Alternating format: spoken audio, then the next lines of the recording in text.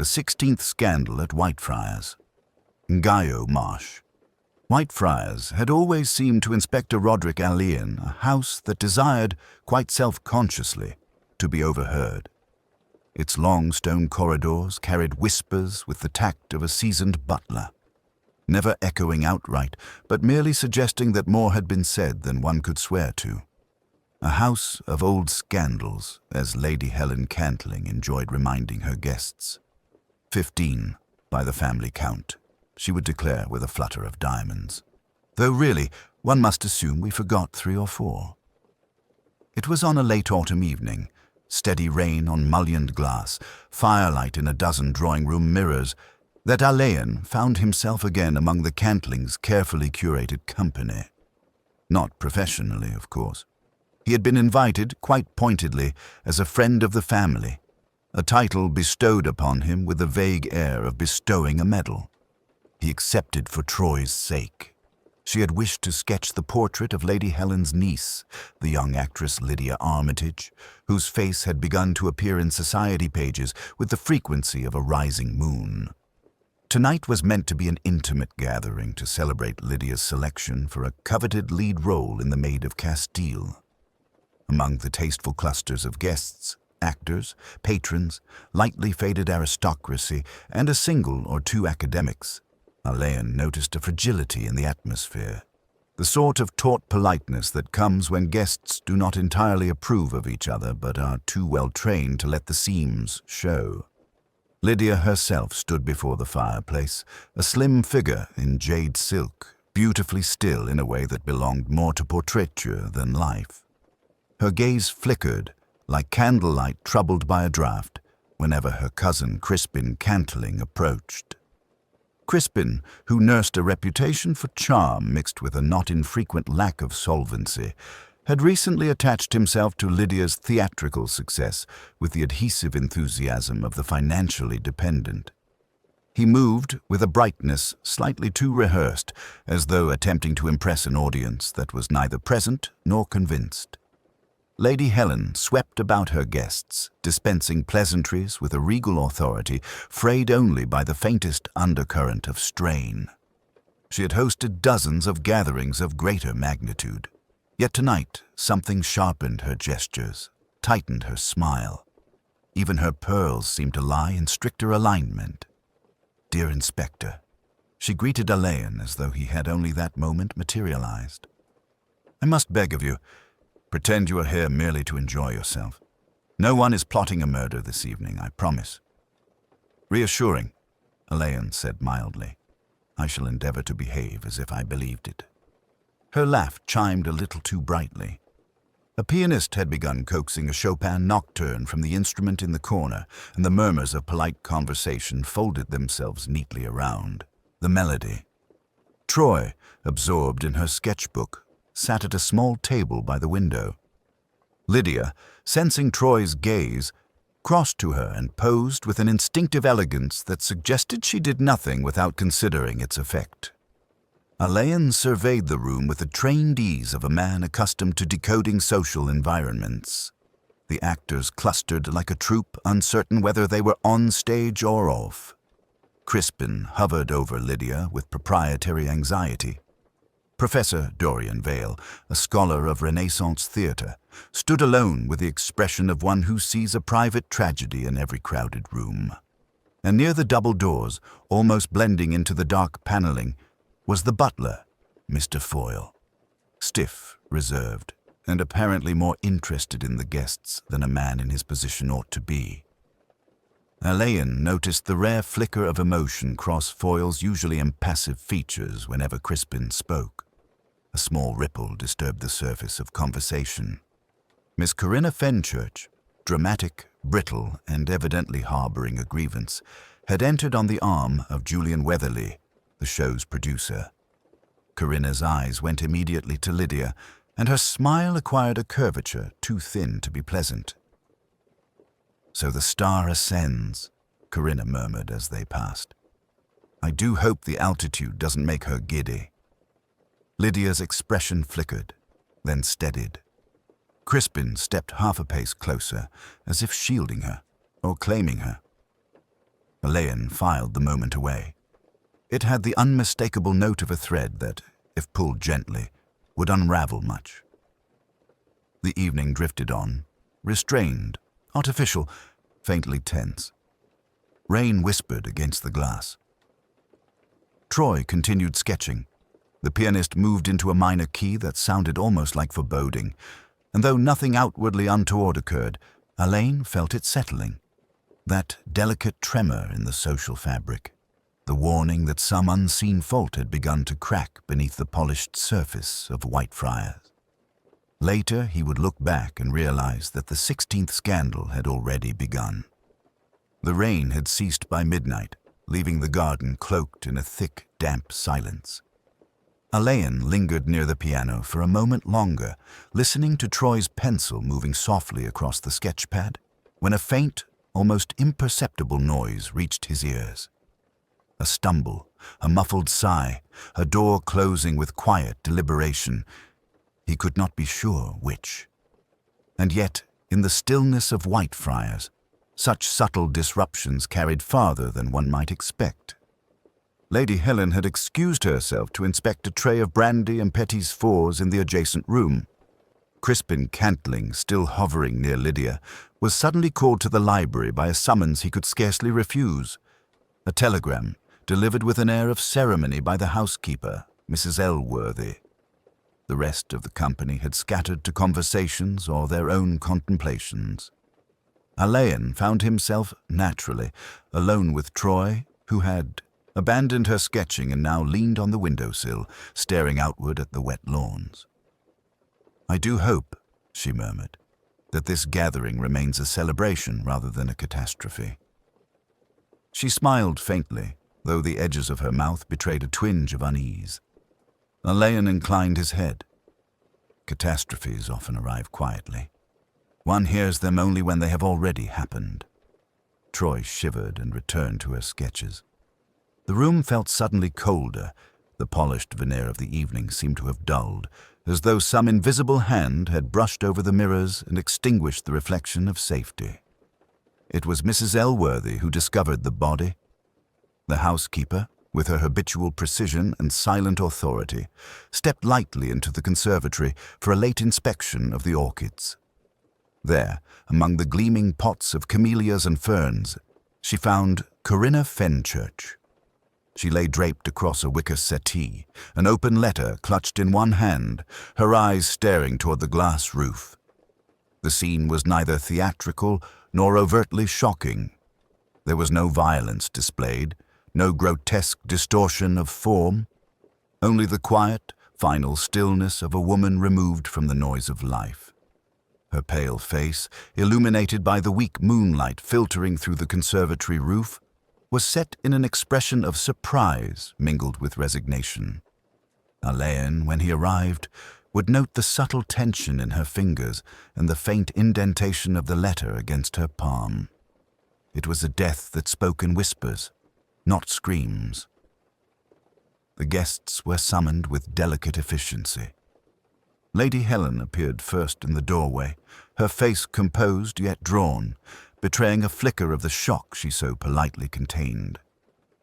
Crispin returned, clutching his telegram, pale under the candlelight. Lydia's composure wavered, though she did not weep. The rest of the assembly gathered as instructed, murmuring, hesitant, their evening unraveling into a hushed tableau of anxiety. Alleyn, having taken in the scene, allowed himself a measured pause. He observed Corinna's position, the slight draping of her limbs over the settee, the letter, a trivial object perhaps, or a key to understanding. There were no immediate signs of struggle, no overturned furniture, no hastily discarded glass or cup. Only the stillness, pregnant with unanswered questions. "Let no one touch anything," Alleyn said quietly, his voice calm yet carrying a quiet authority. "I wish to note every detail before any adjustments are made." The butler, Mr. Foyle, inclined his head without a word. His face, habitual mask of neutrality, betrayed the merest flicker of something. Caution, recognition, perhaps even foreknowledge. Alleyn noted it carefully, making mental markers that would later guide his inquiries. The guests, unsettled, fell into a careful, constrained silence. Lydia sat stiffly, her hands clasped in her lap, eyes fixed on some distant point beyond the conservatory.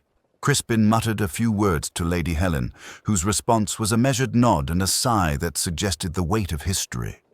Whitefriars had held scandals before, but none that had ended in death so quietly, so absolutely. Alleyn, meanwhile, took his time moving about the room, noting the exact position of the wicker chairs, the scattering of fern leaves, the way moonlight caught on Corinna's hair. His trained mind catalogued subtle asymmetries and irregularities, though none yet spoke plainly of motive or method. Still, he sensed the evening had shifted irrevocably. The surface of civility had been punctured, and beneath it, the intricate lattice of relationships now trembled. Later, when the house was fully hushed, Alleyn would reflect that a death like this, silent, understated, almost genteel, could be far more revealing than any violent scene. One had only to watch, wait, and see which fissures in social poise would widen under the soft pressure of revelation. And so the 16th scandal, in its quiet elegance, had begun. Alleyn lingered at the threshold of the conservatory longer than etiquette strictly allowed. The moonlight played across Corinna Fenchurch's pale face, giving her the look of a portrait executed in oils, serene, final, and far too deliberate in its stillness. He noted, with professional detachment, the subtle angle of her head, the careful placement of the letter in her hand, and the slight indentation of wicker on her gown sleeve. Nothing here screamed accident, nor did it hint at the chaotic hand of passion. It was quiet, precise, and, in its quietude, spoke volumes.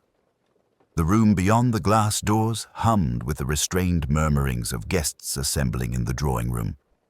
Lady Helen moved among them like a conductor, soft smiles and pale hands, guiding anxious words into socially acceptable forms.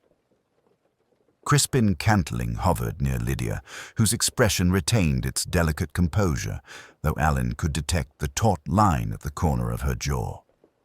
The others, actors, patrons, scholars, exchanged measured glances, uncertain whether to speak, remain silent, or flee entirely from the scene that had intruded upon their evening. Alleyn's attention, however, was not caught by the superficial anxiety of the guests. He observed gestures, postures, minute repetitions of habit. He noted Lady Helen's slight tremor when she touched her pearls, a tremor she seemed unaware of, as though it had become merely a background hum in her meticulous world. He watched Crispin's glances flicker from Lydia to the body and back, betraying a nervous calculation, not grief. He considered Troy, whose hand hovered over her sketch pad even though she no longer drew. A quiet anchor against the disquiet, yet one that revealed tension in her posture. And then there was Mr. Foyle, the butler, standing perfectly still near the fireplace. His expression betrayed a hint of curiosity, tightly contained beneath years of self-control. Alleyn could sense a subtle vigilance, an awareness of detail that others had missed.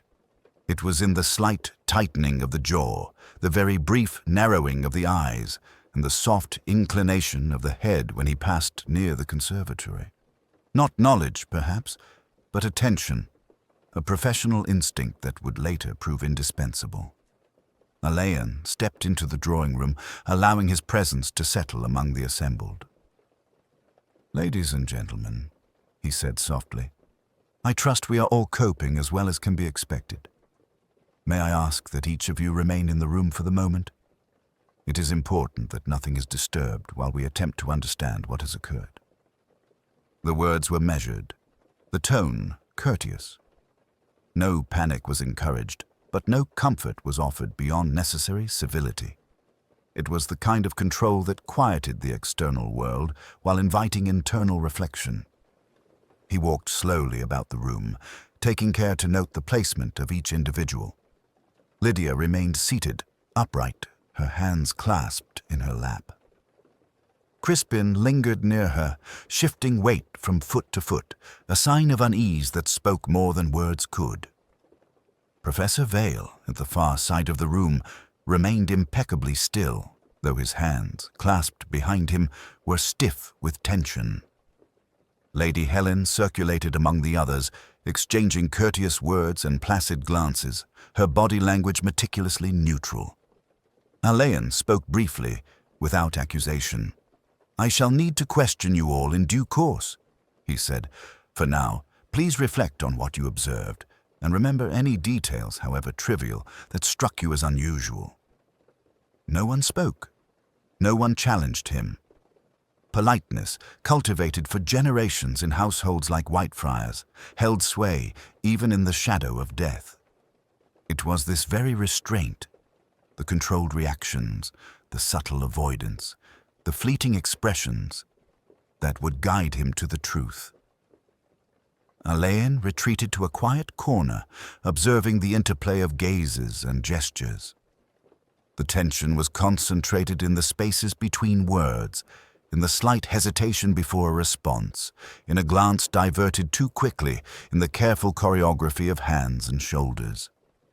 Each micro-expression, each lapse in social poise, was a clue more potent than any document, any confession. By the time he returned to the conservatory for a second glance at the body, Alleyn had catalogued a dozen behaviors worthy of note. He did not yet ask questions. He did not yet probe for motives. Observation, patience, and quiet calculation were sufficient. The evening had shifted from performance to tableau, and the undercurrent of scandal, subtle yet inexorable, was already beginning to pulse beneath the surface. In this household of propriety and inherited expectation, he thought, it was not the violent gestures that would reveal truth, but the elegant fractures, the small deviations from polished habit, the imperceptible tremors in posture and voice. Somewhere among them, Alleyn reflected, the origin of this quiet death awaited, veiled beneath civility and restraint, just as the moonlight veiled the fine lines of Whitefriars architecture. And as he watched, he understood that no outward dramatics would announce it. The 16th scandal had begun its silent work. The following morning, the rain had left the gardens glistening with a fragile brilliance, dew catching in the trimmed box hedges as if the estate itself had been polished. Inside Whitefriars, however, the atmosphere remained taut. The drawing-room, now stripped of the previous evening's musical distractions and small gaieties, felt unusually still. Alleyn had chosen to begin his inquiries with quiet discretion. The household, he knew, was a delicate ecosystem, and abrupt questions could fracture it in ways both undesirable and unhelpful. Lady Helen, draped in soft grey, received him with the courtesy of a matriarch accustomed to both authority and scrutiny. Her eyes, however, betrayed the subtle exhaustion of someone who had borne witness to scandal too many times. "Inspector," she said, "do whatever is necessary. I trust your judgment entirely. But please, do not alarm the staff more than they must be alarmed." Alleyn inclined his head. "We shall proceed gently, Lady Helen. There is no need for agitation, merely for clarity." His first interviews were with Lydia Armitage and Crispin Cantling. He began with Lydia, who remained poised, her fingers idly tracing the rim of her teacup. "You observed the events last night," Alleyn said softly. "Anything at all that struck you as unusual?" She hesitated, a brief shadow crossing her otherwise serene expression. "It was quiet. Too quiet," she replied. "Even Corinna. I did not think her capable of... Her words faltered, as though the thought itself were dangerous to articulate. Alleyn merely nodded.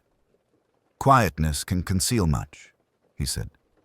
"Did she appear troubled or perhaps excited earlier in the evening?" "Perhaps a little tense," Lydia admitted, "but she smiled as usual." No one could have suspected. Her eyes, momentarily, met Alleyn's with a subtle plea for comprehension without judgment. Crispin Cantling, by contrast, was a study in constrained agitation. He shuffled slightly, avoiding Alleyn's gaze. I was scarcely in the room when the incident occurred, he said. I had gone to receive a telegram. Trivial, nothing of interest.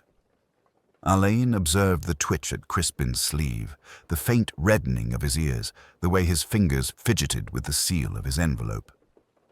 Trivial telegrams sometimes illuminate hidden truths, Alleyn remarked quietly. Crispin glanced away, his composure wavering, but he said nothing further. Professor Vale, when interviewed, responded with the academic's precision, yet his language carried faint undertones of judgment. Corinna was fond of theatricality, he said. I noticed last evening that her manner seemed rehearsed, as though she anticipated a performance beyond the ordinary. Alleyn filed this away, noting the subtle observation rather than the superficial meaning. Lady Helen's niece, Lydia's companion Troy, was next. She spoke with an artist's attention to detail, describing gestures and facial expressions rather than speculating. Corinna's smile faltered when she noticed Crispin's proximity, Troy said, and her eyes, they lingered on the conservatory door for an unusual length of time. It was slight, but I noticed. Alleyn noted the careful avoidance of interpretation in her voice. Only observation. Thank you, Miss Troy, he said. Observation often precedes understanding. The interviews proceeded slowly, meticulously. Each guest's words were measured, often hedged, revealing almost nothing in explicit terms. Yet Alleyn discerned patterns in silences, inconsistencies in timing, and the evasions that polite society so effortlessly practiced. One guest described seeing Corinna near the conservatory moments before the body was found. Another noted a mislaid handkerchief in the hall. Small, seemingly inconsequential details, yet when layered together, they hinted at movement, tension, and subtle conflict. Alleyn's mind worked quietly, weaving these fragments into a nascent map of interactions. The interviews were not interrogations. They were social dances in miniature. Every omission, every carefully chosen phrase, provided him with insight far beyond the superficial. By late morning, he had not posed a single accusation. He had only observed, questioned discreetly, and catalogued behaviors. Yet beneath the polished restraint of Whitefriars, he could feel the fissures widening. Some of the cracks were barely perceptible. A glance too long, a hesitation too slight, a smile that did not quite reach the eyes. And Alleyn, as ever, took note. By mid-afternoon, the household of Whitefriars had assumed an air of controlled normalcy. Tea was offered in the drawing-room, not by a silver tray of conspicuous abundance, but with the discreet precision of a staff well versed in restraint. Alleyn, observing from the shadows of the high-backed chairs, noted how the servants moved as though performing a choreography of silence, efficient, unobtrusive, yet deeply aware of every tremor in the social fabric. It was Mr. Foyle, the butler, who first drew Alleyn's attention. He lingered near the sideboard, polishing an unneeded crystal decanter, though his hands were steady, almost too steady. Alleyn approached, mindful of the house's strict etiquette. "Mr. Foyle," he said quietly, "I should like your assistance in understanding the evening's events. There is no need for alarm, only clarity is required." Foyle inclined his head, expression courteous yet unreadable. "Of course, Inspector. Anything you wish. Within reason." His use of "within reason" suggested an unspoken awareness of limits. Boundaries the staff observed carefully. Alleyn chose his words with measured deliberation. Were there any movements, conversations, or peculiarities that escaped the attention of our guests last night? The butler's eyes, dark and precise, scanned the room. Guests are rarely aware of what occurs beyond the immediate. His tone was neutral, but the phrasing suggested discretion rather than ignorance. Alleyn pressed gently. "And what might you have noticed, if I may ask?" Foyle's response was a mere contraction of his lips, a pause that said more than any words. Only what seemed noteworthy. Miss Fenchurch lingered longer than seemed customary near the conservatory. There were exchanges I could not overhear completely, but the faces of certain guests suggested disagreement, perhaps. Alleyn nodded thoughtfully. "I see. And the household staff?" Foyle's gaze flickered briefly to the doorway, as though weighing what to reveal. "We see many things, sir. We speak little. It is our duty, but the subtleties of such evenings are often lost on those who do not observe." That single remark, delivered with a quiet finality, gave Alleyn far more than any confession might. He filed it carefully in his mind, aware that in houses like Whitefriars, the servant's knowledge could bridge the gap between appearances and reality. Next, he spoke with Mrs. Elworthy, the housekeeper whose authority rivaled even Lady Helen's when it came to the inner workings of the house. She was composed, a paragon of efficiency and discretion. Alleyn approached with gentle courtesy.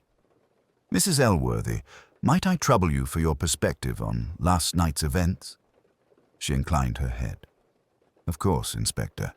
I noticed little that required comment, though I cannot deny the unusual nature of Miss Fenchurch's movements. She seemed agitated and yet careful, as though she were anticipating something." Alleyn, with his characteristic patience, pressed no further. He understood perfectly that direct questioning would yield less than subtle observation. "And the other guests?" he asked lightly. "They are all polite," she said, and Alleyn detected a subtle inflection that suggested more than mere civility. "They behave as society demands. It is what they do not say, Inspector, that tells more than any words." "Exactly." Alleyn's lips curved slightly in appreciation of her insight. The servants, he reflected, were bound by rules of discretion that placed them uniquely between the world of social polish and the unvarnished truths that people sought to hide. Their silence was not stubbornness, but strategy. He spent the remainder of the afternoon observing minor routines, the precise alignment of cutlery, the rearrangement of chairs after the previous evening's gathering, the careful handling of letters and telegrams. In each gesture, subtle signs of tension and unease emerged, signs imperceptible to the casual eye but clear to Alleyn's practiced perception. By evening, he understood that the staff had observed the fractures in Whitefriars' carefully maintained exterior, and that they would neither amplify nor obscure them. Their loyalty lay in quiet discretion, yet in that very discretion they had become custodians of the truth, the guardians of small, vital hints that could reveal more than 1,000 spoken words. Alleyn allowed himself a faint smile, not of amusement, but of acknowledgement. In a household of polished etiquette, the servants were often the first witnesses to fracture, and tonight their silence promised to speak volumes.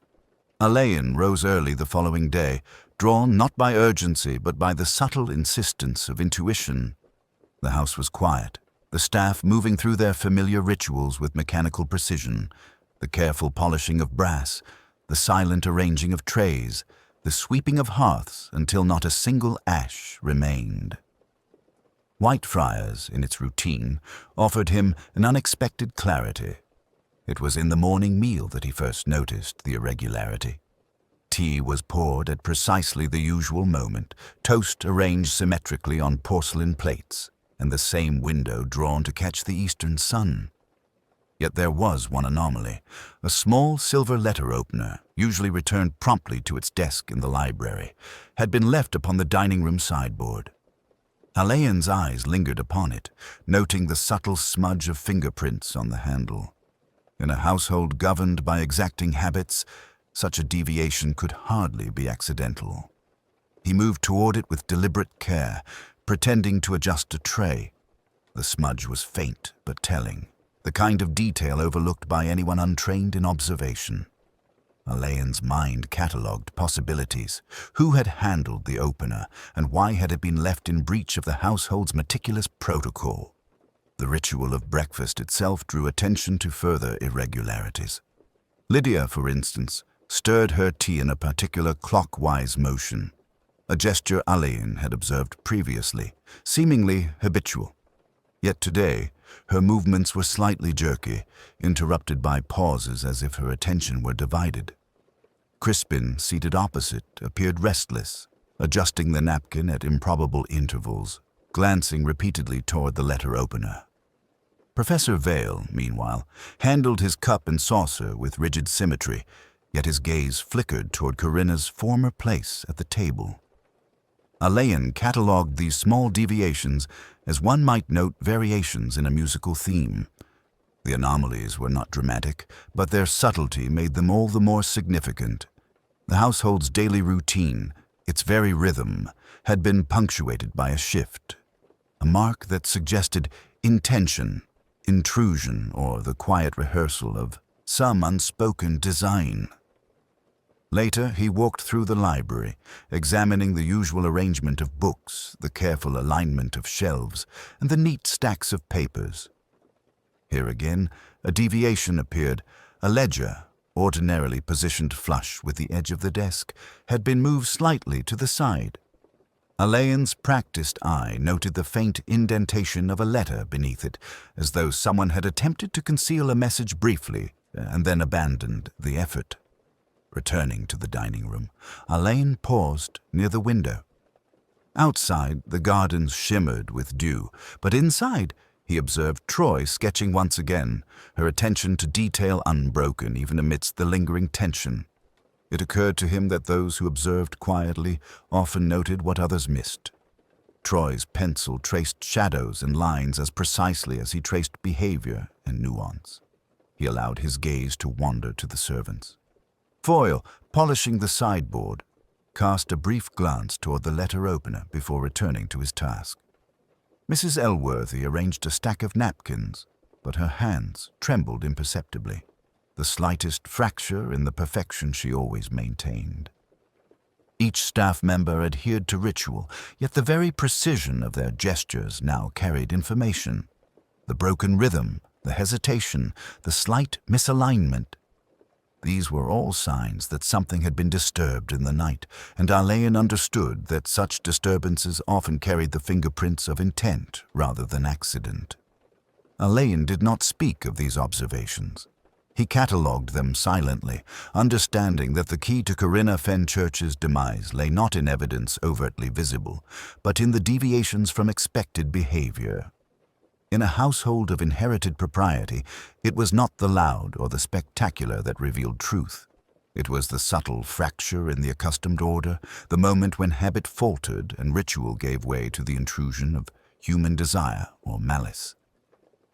By the time the household had concluded its morning routines, Alleyn's mind was quietly assembling a map of the invisible forces at work, a lattice of tension, intention, and understated conflict. Somewhere within these minor irregularities, the path to understanding would emerge. And though he remained outwardly calm, he felt the faint thrill of anticipation. The quiet deviations, like whispered hints in the margins of life, were beginning to tell their story, and, as always, Alleyn would listen first. By late afternoon, Whitefriars had settled into the fragile calm that so often follows disturbance, though Alleyn, with his practiced eye, discerned undercurrents invisible to most. The servants moved through the corridors with ritual precision, the guests lingered in the drawing room, and the gardens, glistening under intermittent shafts of sunlight, seemed almost to breathe with quiet expectation. Yet the household itself carried an unspoken tension, a subtle energy of disquiet that had begun to ripple outward from Corinna Fenchurch's sudden and quiet demise. The second disturbance, when it arrived, was no more dramatic than the first. In fact, it was nearly imperceptible. A letter, delivered to Lady Helen by an indifferent postman, lay upon the desk in the library. Its envelope was unsealed, the handwriting elegantly controlled, familiar yet deliberately obscure. Lady Helen held it delicately, as though afraid to break the fragile composure she maintained with such exactitude. She glanced briefly at Alleyn. "I do not wish to alarm anyone," she murmured, "but this arrived this morning. It bears no postmark, and I cannot imagine its origin." Alleyn inclined his head. "May I?" he asked, gesturing toward the envelope. Lady Helen allowed him to take it, and he noted the exquisite handwriting, precise, deliberate, and faintly ornamental. The words within were few, a formal warning of sorts, framed as concern for Lydia Armitage and the propriety of her position. There was no overt threat, yet the undertone suggested awareness of events known to only a small circle. Alleyn sensed the subtle artifice in every curve of the pen, a calculated tension between civility and menace. As he folded the letter and returned it, a faint sound drew his attention, a cough, almost stifled, from near the doorway. Troy, seated with her sketchbook, had paused, pencil hovering in the air. Her eyes flickered toward the envelope, then away, betraying a quiet recognition. Alleyn filed this detail silently. Every reaction, however slight, was a potential key. Meanwhile, Crispin Cantling, who had been lingering near the library's threshold, appeared noticeably unsettled. He shifted his weight, glanced repeatedly at Lady Helen, and muttered something inaudible before retreating to the conservatory. Alleyn followed him briefly with his gaze, noting the care with which Crispin handled the air of casual detachment, the very detachment that often concealed anxious calculation. Professor Vale, conversing in measured tones with a visiting academic, made a slight observation audible only to Alleyn. Odd, is it not, that even a trivial letter can unsettle a household so thoroughly? The scholar's words were precise, but there was an undercurrent of unease, an acknowledgement that the equilibrium of Whitefriars had shifted. By the time the afternoon tea was served, small tensions had begun to ripple across the drawing room. Guests whispered, glanced, and gestured with care, as though aware of an invisible line separating propriety from impropriety. Alleyn observed subtle deviations from habitual gestures. Lady Helen's hand hovered slightly above the silver tray, longer than necessary. Lydia's foot tapped ever so faintly beneath her chair. Troy's pencil traced circles in the air, mimicking the act of drawing without touching the paper. Even the servants exhibited minute signs of unease. Foyle, usually impeccable in posture, paused mid-step near the mantelpiece. Mrs. Elworthy rearranged the sugar bowls with almost imperceptible tremors. Such slight perturbations, Alleyn reflected, carried far more meaning than any explicit confession. In houses like Whitefriars, the weight of observation often pressed heavier than overt confrontation. The letter, though seemingly trivial, had initiated a ripple, the first unspoken fractures in a previously ordered day. Alleyn noted how minor disruptions, once seeded, gradually affected behavior and attention. Small gestures of avoidance, minute shifts in tone, and the careful recalibration of social performance all suggested that the household had become acutely sensitive to the presence of threat, however unarticulated. Alleyn, seated quietly by the window, allowed himself a moment to consider these patterns. He did not speak, he did not act, for there was nothing yet to do but observe. The quiet ripples, subtle deviations in routine, the tension in gestures, the fleeting glances, were beginning to reveal the latticework of human motives that underpinned the evening. The 16th scandal was extending its shadow, not with thunder, nor with spectacle, but with the delicate, inexorable logic of behavior and circumstance, quietly, irresistibly, inexorably. The evening descended upon Whitefriars with a soft, muted inevitability. Alleyn, seated in a high-backed chair in the quiet drawing-room, observed the household as it settled into its carefully maintained routines. The firelight caught the glint of crystal, reflected off polished wood, and illuminated the subtle anxiety that lingered beneath each polite gesture. He did not need to question anyone at length this time. Over the previous days, every glance, pause, and carefully measured word had accumulated in his mind like a delicate lattice.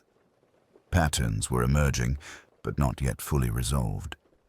The interplay of observation and subtle deviation, the cracks beneath Whitefriars' glittering surface, were becoming intelligible, like the first notes of a long-forgotten melody that gradually comes into focus. Crispin Cantling, for instance, was more revealing in his hesitations than any statement could have been. Alleyn noted how he lingered near Lydia, his movements calculated to convey support, yet his fingers betrayed his unease through imperceptible fidgeting. Lydia herself remained composed outwardly, though Alleyn had observed the subtle tightness of her jaw and the occasional glimmer of apprehension in her eyes. These were the very details that spoke more eloquently than any spoken word. Professor Vale continued to maintain an appearance of detached scholarship, yet his eyes betrayed scrutiny beneath his polite exterior. The subtle emphasis on certain phrases during casual conversation, "It is remarkable how appearances may deceive," was less idle musing than Alleyn suspected. Every gesture, word, and omission was a thread. It was his task to discern which would unravel the larger pattern. Even the servants, who moved with perfect etiquette, had left traces of their awareness. Foyle's careful observation, Mrs. Elworthy's slight tremor while arranging silver, and the silent attentiveness of other staff offered insights that were invisible to the casual eye. In these small, almost imperceptible acts lay truths that could only be detected by someone accustomed to interpreting the hidden currents of human behavior. Alleyn allowed himself a measured survey of the drawing-room. Lady Helen, ever composed, now moved with an economy of gesture that suggested fatigue rather than alarm.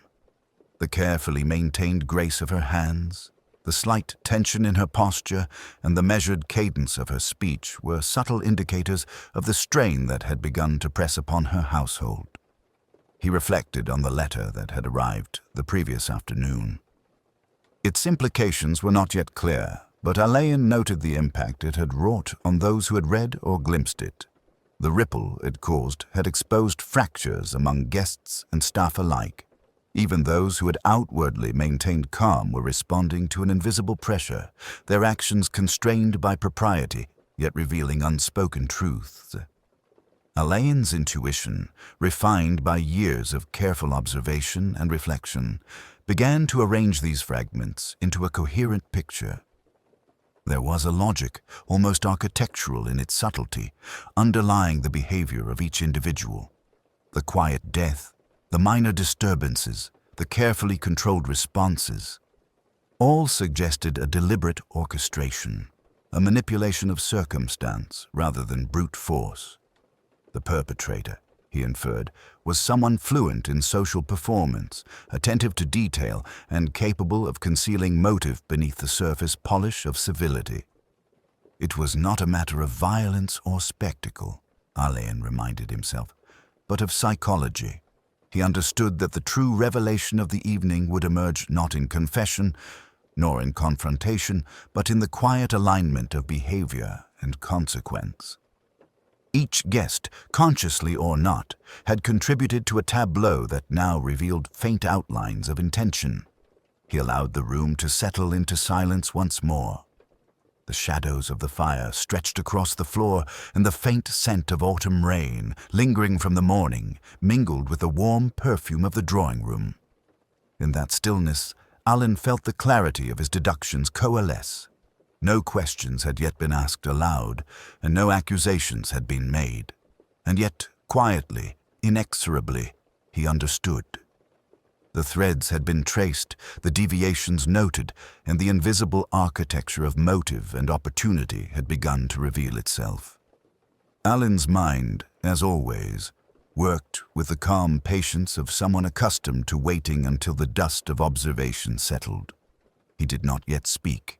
He only waited quietly for the final pattern to become unmistakable. And in that patience lay the certainty that the truth, inevitable, subtle, and chilling in its quiet elegance, would emerge without need for spectacle or overt dramatics. The 16th scandal, having quietly claimed its first victim and unsettled the household, was poised on the brink of revelation. Alleyn, in his serene vigilance, simply watched and waited. The late afternoon sunlight slanted through the mullioned windows, casting long, soft shadows across the drawing room. Alleyn stood near the fireplace, calm and deliberate, observing the household as it continued to adhere to routine while the quiet tension persisted. He had made no public declaration, issued no pointed interrogations, yet in the undercurrents of behavior he could see the outlines of the truth waiting patiently to be acknowledged. He had requested a brief audience with Lady Helen, who had received him in her small private sitting room. The matriarch's hands rested lightly upon the polished surface of a table, and her expression, though composed, betrayed the faintest fissures of anxiety. Alleyn seated himself across from her with the same courtesy he maintained in all interactions, his voice calm, his manner unhurried. "Lady Helen," he began, "I believe I have discerned certain patterns in the household, behaviors and interactions that warrant careful consideration. It is not my intention to alarm, merely to ensure clarity." She inclined her head. "I understand, Inspector. Please, whatever you require, you shall have." Alleyn allowed a moment of silence to settle between them, a pause that carried more weight than words. "Some of these patterns," he continued, "have been subtle. Gestures, timing, omissions, the quiet deviations from routine. They suggest more than mere chance, and I believe the source of Corinna Fenchurch's unfortunate end lies among those who possess both proximity and knowledge." Lady Helen's lips pressed into a thin line, but she made no comment. Alleyn's calm authority seemed to shape the space around them, allowing the matriarch to absorb the implication without immediate disturbance. "I propose," Alleyn said gently, "that we consider a private reconciliation of these observations. There is no need for a public scene. Indeed, it may be wiser that the matter remains contained until resolution is possible." She inclined her head again, silently acknowledging agreement. Alleyn rose and walked slowly through the corridor, allowing the house to reveal its nuances. Guests were gathered in small groups, their conversations polite but constrained. Lydia, seated beside Troy, maintained her posture with quiet dignity, yet her gaze occasionally flicked toward the library, a signal, Alleyn observed, of lingering concern. Crispin Cantling hovered nearby, attempting light conversation, but failing to mask his tension entirely. Professor Vale, immaculately composed, observed the group with the detached scrutiny of a scholar, unaware that his gestures and tone had been catalogued in minute detail. Alleyn paused near the conservatory, where Corinna Fenchurch had been discovered. The wicker settee, the letter, and the precise placement of ferns remained undisturbed. He allowed himself a quiet smile. The scene had retained its integrity, providing him the clarity to synthesize the scattered observations he had gathered. It was then that he noted a subtle movement. Foyle, the butler, arranging a tray with deliberate care, his eyes briefly meeting Alleyn's with the merest flicker of acknowledgement. No words were spoken, yet in that silent exchange, Alleyn recognized the tacit confirmation of understanding. The servants had observed, but remained discreet. The lattice of social behavior, tension, and subtle fracture was now fully intelligible to him. Alleyn's steps carried him back toward the assembled guests. With calm precision, he addressed them. "Ladies and gentlemen, I should like to request your attention for a brief moment. There is no cause for alarm. What I wish to convey requires only that you listen and reflect quietly." He paused, allowing the gentle authority of his presence to shape the room. The guests, attuned to decorum and propriety, fell into an attentive silence. In this quiet, measured space, Alleyn began the process of revelation, not with dramatics, not with accusation, but with the patient unfolding of truth through observation and subtle persuasion. One by one, he invited the relevant individuals to join him in the library, not publicly, not with spectacle, but with the quiet inevitability that his intelligence and perception carried. The process was unhurried, courteous, and precise. Each step, each gesture, reinforced the sense that the unfolding of events was both inevitable and carefully managed. Alleyn understood, as he always did, that truth often arrived softly, like light filtering through a shaded window. It did not need to shout. It needed only to be recognized, and in that gentle stillness, the first threads of understanding, poised delicately between discretion and revelation, began to coalesce into certainty. The library was hushed, the afternoon sunlight dimming through the tall, latticed windows. Alleyn stood beside the desk, the silver letter opener resting in its usual place, now devoid of smudges. The guests he had quietly summoned gathered with careful composure. Lydia Armitage, Crispin Cantling, Troy, and Lady Helen. No one else was present. There was no audience, no dramatics, only the soft hum of expectation in the room. Alleyn's movements were deliberate, unhurried, his calm authority shaping the moment without force. He addressed the group with measured courtesy. "I've observed carefully these past days, not merely what was spoken, but what was left unspoken. Every gesture, every pause, every deviation from habit carries meaning. In a household of propriety, these subtleties are often the clearest indicators of intent." He paused, allowing the weight of his words to settle. Lydia's hands were folded neatly in her lap, her face composed, yet alert. Crispin shifted slightly, his fingers tracing the edge of his cuff. Troy, eyes wide, clutched her sketchbook with a tension that betrayed anticipation. Lady Helen observed quietly, an unspoken question lingering in her gaze. "Corinna Fenchurch's death," Alleyn continued softly, "was neither accidental nor the result of indiscretion. It was a calculated act, executed with the precision one might observe in the careful arrangement of a tableau. The method, quiet, deliberate, almost ceremonial, reflects not passion, but deliberate intention." He looked first at Crispin. "Your proximity to the events, your nervous glances, and your avoidance of direct acknowledgement all suggest you were aware of her state of mind. Yet awareness alone is not culpability. Observation and knowledge can be innocent." Crispin's lips pressed into a thin line, but he nodded imperceptibly. Alleyn turned then to Troy. "And you, Miss Troy, observed the subtle cues, the faltering gestures, the glances, the hesitation. You noticed more than many, though you maintained the discretion appropriate to your position." Troy's hand tightened briefly on the sketchbook, but she made no sound. "It is in the smallest deviations," Alleyn said, "that one discerns the orchestration of intent. Consider the letter left upon the desk, the unusual placement of the silver opener, the minor but telling shifts in routine." His gaze settled finally upon Lydia Armitage. Her posture was impeccable, her expression composed, yet there was a quiet tension in the line of her shoulders, the subtle lift of her chin, the slight narrowing of her eyes.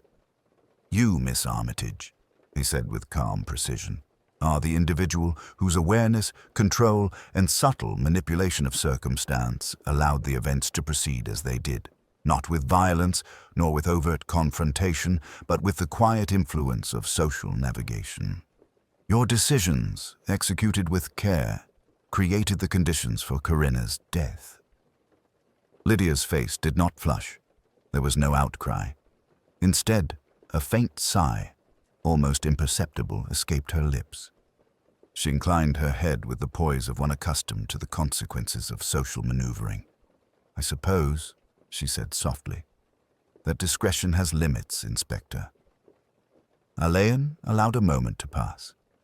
He had expected no denial, no confession, only acknowledgement of inevitability. In houses like Whitefriars, the balance of civility and consequence was delicate. The recognition of truth could be as quiet as the act itself. Lady Helen, standing slightly to the side, drew a slow breath. "I had hoped," she murmured, voice low, "that our decorum might shield us from scandal. Yet it seems the truth has a way of emerging, regardless of restraint." Alleyn inclined his head, acknowledging the sentiment without judgment. "Truth," he said quietly, "is rarely loud. It arrives in gestures, omissions, and the quiet fracture of routine. Justice, when applied, need not be dramatic. It need only acknowledge what is." Crispin and Troy observed silently, understanding that the revelation was not a scene for their judgment, but an acknowledgment of inevitability.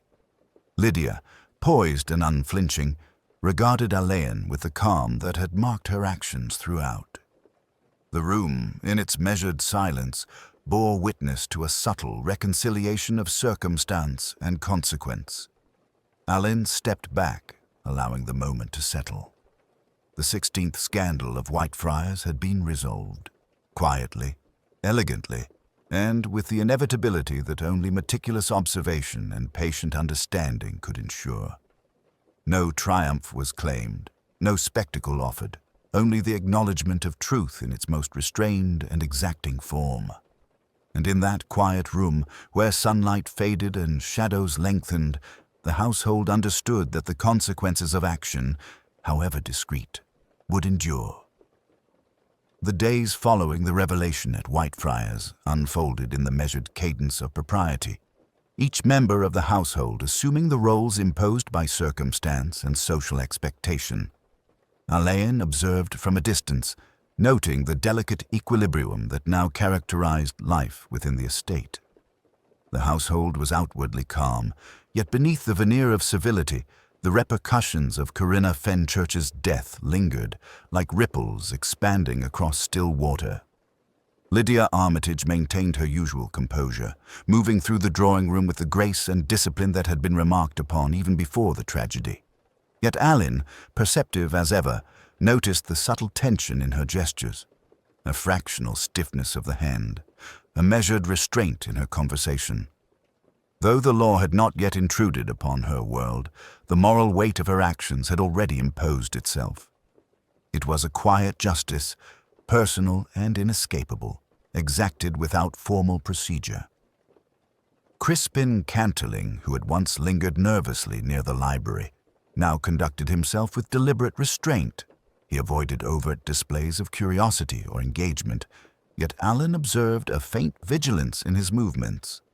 Every interaction, however trivial, carried an undercurrent of caution, an awareness that the truth, once revealed, casts a long shadow even upon those who were not the architect of its unfolding.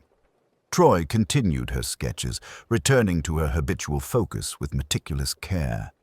Yet her lines, Alleyn noted, bore subtle distortions, small deviations in proportion and shadow, perhaps reflective of the disquiet that lingered within the household. Artistic attention, he reflected, could never be entirely divorced from psychological experience. Each pencil stroke was, in a sense, a quiet witness to the scandal that had unfolded. Lady Helen, ever the custodian of Whitefriars' dignity, moved through her duties with renewed vigilance. The house, she understood, could not simply return to the rhythms of pre-scandal life. Social appearances demanded composure, yet she was acutely aware of the fragility that now resided in every corner of her estate. Etiquette persisted, but it had acquired a certain rigidity, the rigidity of awareness that a single misstep could expose the hidden fractures. Even the staff adjusted subtly to the new order. Foyle maintained his impeccable posture and discretion, yet Alleyn noted a faint increase in the attentiveness of his movements, as though each gesture might reveal some previously unnoticed detail. Mrs. Elworthy, similarly, ensured that the household's routines remained perfect, yet the imperceptible tension in her hands indicated a recognition of events beyond the surface. Their silence, once merely professional, now carried a weight of understanding that could neither be named nor dismissed. Alleyn, reflecting upon the household from his customary vantage point, understood that justice, in this instance, was less a matter of law than of consequence. Lydia's actions, though subtle and carefully executed, had led to an outcome from which none could now fully recover. The equilibrium of Whitefriars had shifted irrevocably, and the measure of culpability was imposed by conscience, social expectation, and the intricate web of observation that bound each inhabitant to one another.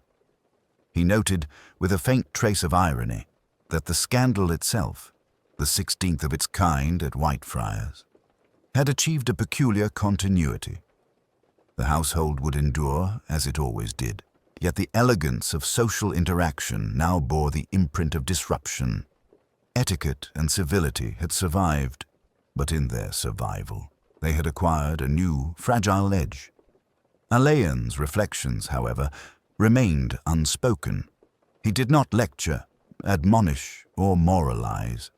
The household, he understood, required only acknowledgement of the subtle truth, not dramatization. The equilibrium would reassert itself in due course, guided by the quiet observance of propriety, the vigilance of the staff, and the internalized awareness of each guest. And so, life at Whitefriars continued, polite, measured, and externally serene. Yet the invisible tension of truth, awareness, and consequence lingered, shaping behaviors, gestures, and words with the quiet insistence of inevitability. Alleyn, as ever, remained the quiet observer, acknowledging that justice in such a house was often a matter of subtlety, and that the consequences of human action could be as enduring as they were understated. In this manner, the household adjusted to the aftershock of its latest scandal, not with spectacle, nor with overt reprisal, but with the quiet, inexorable logic of society, psychology, and human conscience. Night had fallen over Whitefriars, and the estate, bathed in soft lamplight, seemed almost to exhale, as though releasing the tension that had gripped its walls for several days. The drawing-room, once the stage for subtle observation, now held only the quiet presence of those who remained. Lady Helen, Lydia, Troy, and a few attentive staff. Even the familiar hum of domestic routine had a measured restraint, as if the house itself acknowledged the events that had transpired and the irrevocable shifts they had caused. Alleyn, seated in his customary chair near the fireplace, allowed his gaze to wander across the room. The firelight danced upon the polished wood, reflecting faintly in the crystal decanters on the sideboard. The shadows were long, yet gentle, echoing the quiet weight of discovery and resolution. He had completed his inquiries, laid bare the threads that had woven themselves into Corinna Fenchurch's death, and watched unobtrusively as the household had absorbed the truth without spectacle. The evening had unfolded as he had expected, not with dramatic confessions, not with theatrical confrontations, but with the slow, inexorable acknowledgement of reality. Lydia Armitage's acceptance of responsibility, quiet, poised, and measured, was emblematic of the household itself. No one had shouted, no one had fainted, yet each individual, in their own fashion, understood the magnitude of the events that had transpired. Alleyn reflected on the subtle power of observation. It had been gestures, silences, and deviations from habitual behavior that had revealed the most. The letter left upon the library desk, the slight misplacement of the silver letter opener, the hesitation in conversation, the careful alignment of routines. These, more than any evidence of overt action, had illuminated motive and opportunity. In the world of Whitefriars, as in so many worlds bound by decorum and propriety, truth revealed itself through nuance. The 16th scandal, as the household had already begun to acknowledge in quiet moments of contemplation, had achieved its inevitable course. Consequences, subtle yet inexorable, would persist. Lydia's conscience, sharpened by awareness of her own actions, would be a constant companion. The household would navigate the delicate aftermath with propriety, maintaining appearances while bearing the invisible weight of knowledge. Social equilibrium, fragile though it was, would reassert itself over time. Alleyn allowed his thoughts to wander beyond the immediate events. In his work, he had often observed how human nature, constrained by etiquette and decorum, revealed its deepest truths not in loud confession, but in measured action and imperceptible deviation. The quiet orchestration of motive, opportunity, and circumstance, as seen in Lydia Armitage, was no less compelling than the overt acts of passion or malice that populated less civilized worlds. He glanced at Troy, who still traced lines on her sketchbook, the pencil moving slowly, deliberately. Artistic observation and detective observation, he thought, were not so different. Each sought to render visible that which lay beneath the surface. Every gesture, every shadow, every hesitation was a clue, a quiet note in the complex composition of human behavior. Lady Helen, seated with her hands folded in her lap, caught Alleyn's gaze briefly. There was an unspoken acknowledgment in the look she gave him, gratitude for clarity, tempered by the knowledge that propriety had been preserved even in the face of tragedy. The unspoken understanding, the tacit acceptance, was itself a measure of justice in a household such as Whitefriars. Alleyn rose, smoothing the lapels of his coat, and cast one final glance around the room. The night was complete, the truth unfolded without spectacle, and the delicate threads of consequence had taken hold. In a world governed by elegance and observation, the resolution of a scandal need not be loud. It could be felt in the quiet weight of comprehension, in the subtle shifts of gesture and posture, in the silent acknowledgement of inevitability. He stepped toward the door, pausing as the wind stirred the curtains, carrying with it the faint scent of autumn. Whitefriars, with its stately calm and enduring propriety, would continue to endure, bearing the quiet imprint of its 16th scandal. And Alleyn, observing without intrusion, understood once more that the world of civility and etiquette was never idle. Beneath the measured grace of social life, human behavior, with all its complexities and contradictions, always revealed itself to those who were patient enough to watch, careful enough to notice, and wise enough to interpret. With that, he departed quietly into the night, leaving the household to its fragile equilibrium, the echoes of truth lingering softly in every shadowed corner.